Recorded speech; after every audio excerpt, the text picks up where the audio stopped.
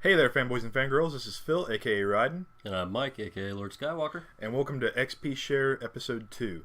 Today we're going to be counting down our top 5 most disappointing games of 2016. Unfortunately, it's a very disappointing list. There were some real letdowns in 2016, games that people had been anticipating for a few years, some that people even donated money to the cause. And, well, let's just say they all sort of crashed and burned. That's not to say that some of them didn't earn a ton of money in the process. So let's start off this list. Coming in at number 5 is Recore. Not a bad game in and of itself. It's a fairly standard platformer and third-person shooter. It just fell flat. When it was announced, it was one of the few games that the Xbox One was offering that was exclusive, that looked neat, that had a sort of playful attitude with it. And it really just fell short for me. Some of the content was even cut from the game that's on the game cover. Certain robots you can use to plug your spark into, and I don't know, I was ultimately let down by it. I watched you play a lot of it. I didn't play any of it myself. Now, my nephew loves it, which, I mean, if you're a gamer who's looking to get a lot of time out of a game, you're looking maybe 6 to 8 hours on Recore, which is very, very short. The positive aspect of it, when it released back in September, it was only a $40 game. So, unlike some of the other titles on this list, they didn't charge full price for it. So you actually were closer to getting your money's worth on this game. So, lesson to all developers. Stop cutting content out. Don't promise us something and then just cut it out at the last second because he didn't have it ready. That being said, fun game, interesting enough story. There was just so much more they could have done with it.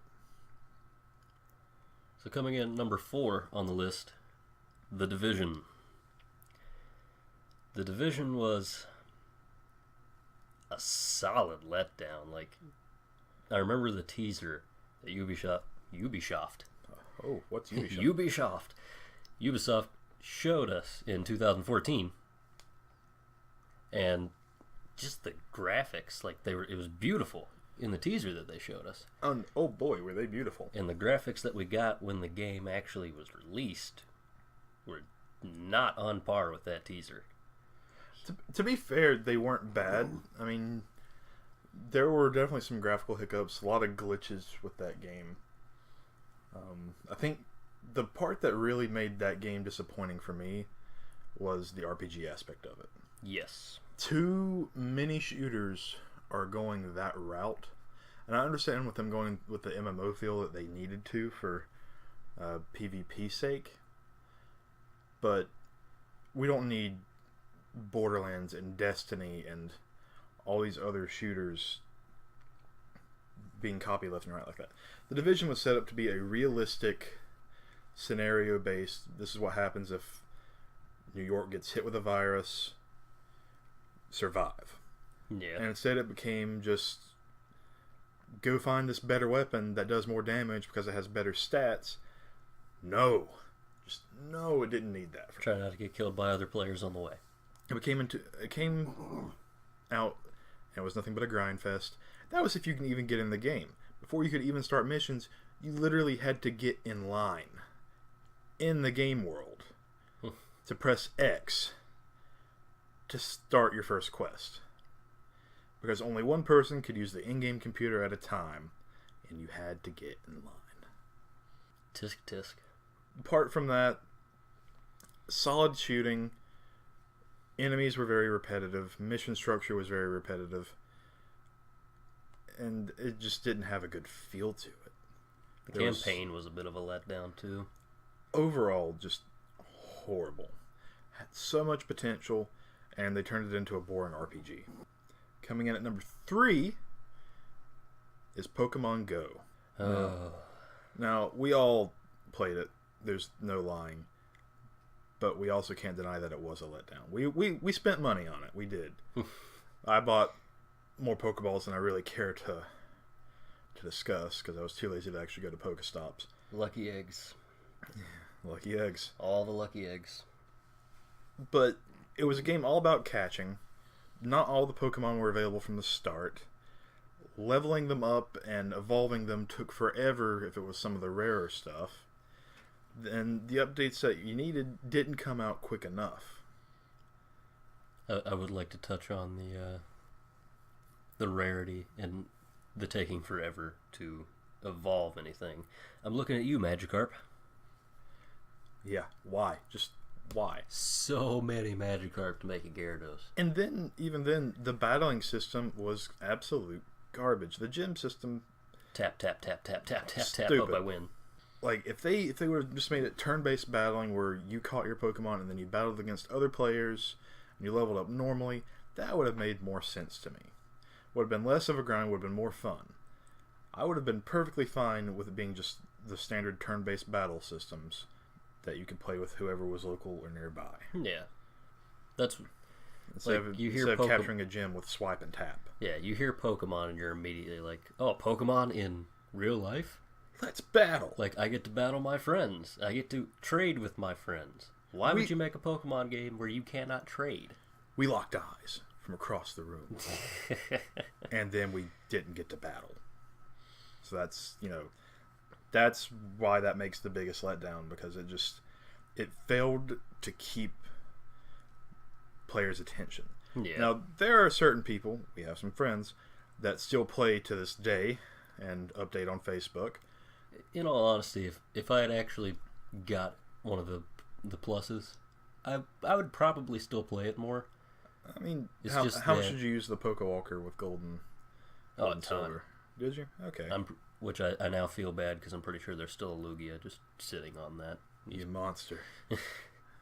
That poor Lugia trapped. I'll bring him back to life. He's probably dead now. Take him to the bank. You killed it. So, coming in at number 2 on this list, Mighty Number 9. Started as an extremely well-funded Kickstarter campaign. $3.8 million off Kickstarter. $3.8 million given by people that wanted another Mega Man game. This was a game that I was so hyped and excited. I missed the Kickstarter campaign. I didn't get to back it, and I'm really glad I didn't. Yeah. That being said, one of these days, whenever it hits the bargain bin, I will pick it up, just because it did look to have solid gameplay.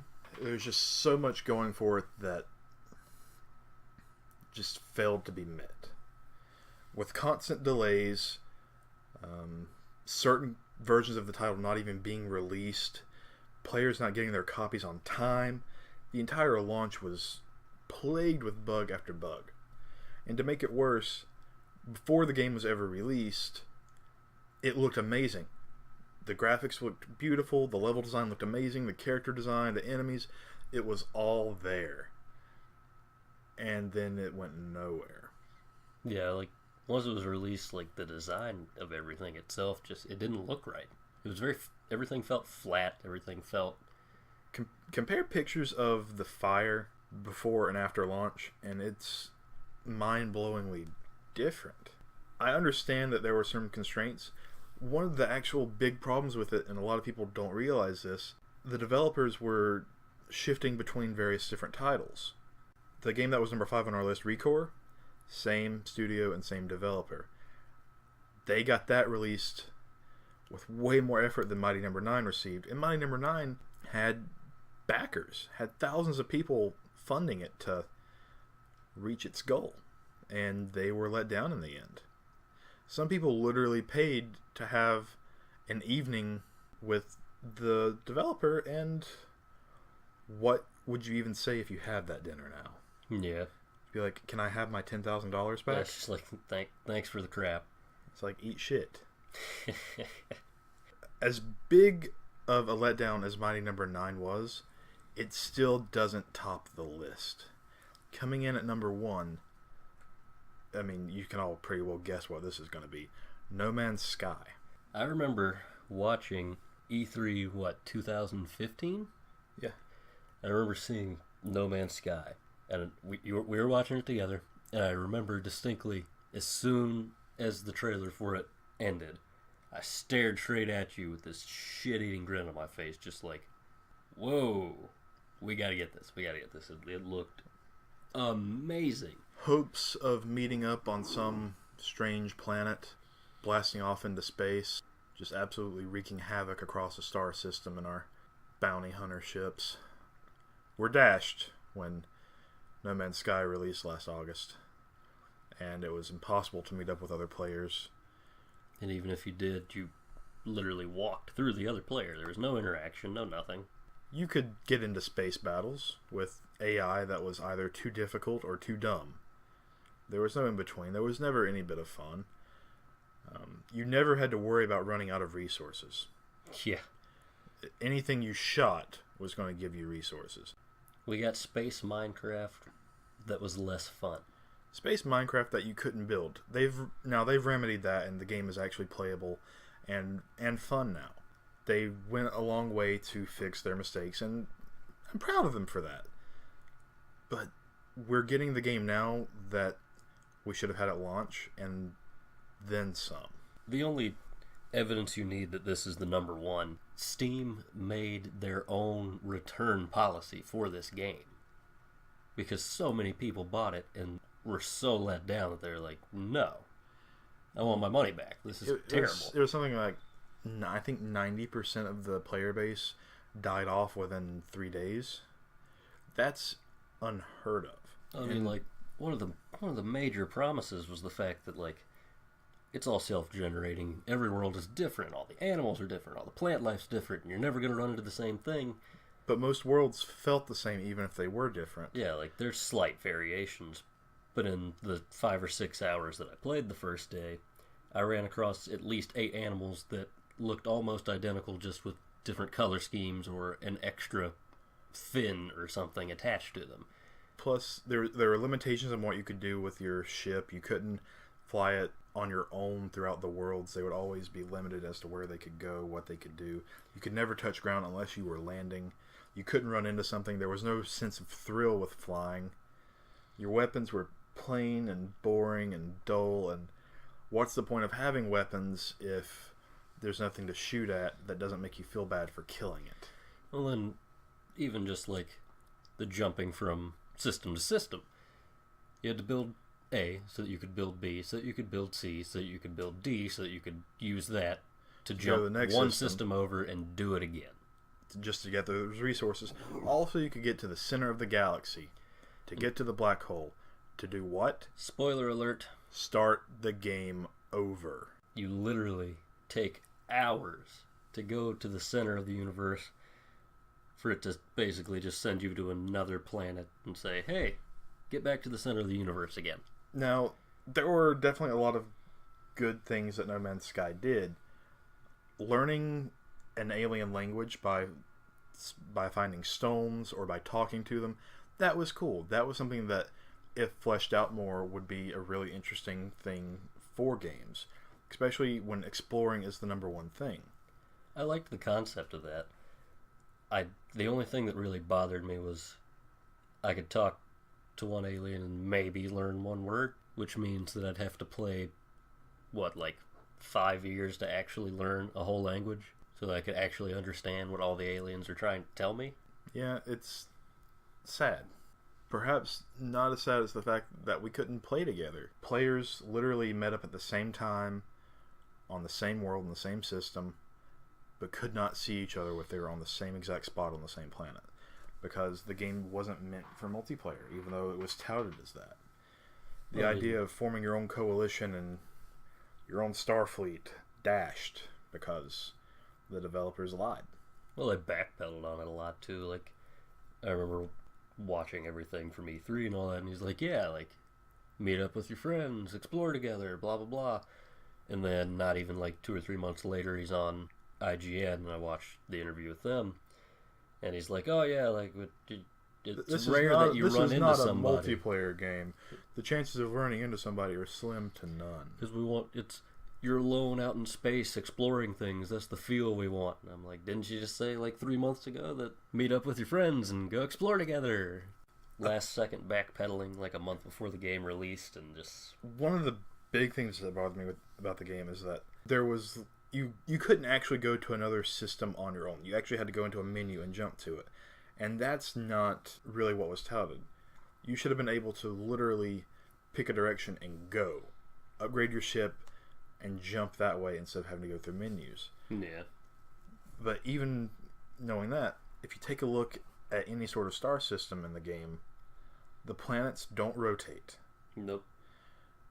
In fact, the only sort of rotation you get is the sun when you're on the planet, but that's just a skybox moving. They're not even doing real day and night cycles because the planet doesn't rotate on its axis. It doesn't rotate in the solar system that you're in. How is that a sandbox universe if they're not even giving the basic physics to it? I mean, sure, there were some technical complications with everything. It was a small studio, but almost nothing that was promised actually came about. And by God, the creatures looked horrible with their animation compared to that release trailer that might as well have been CG. Yeah.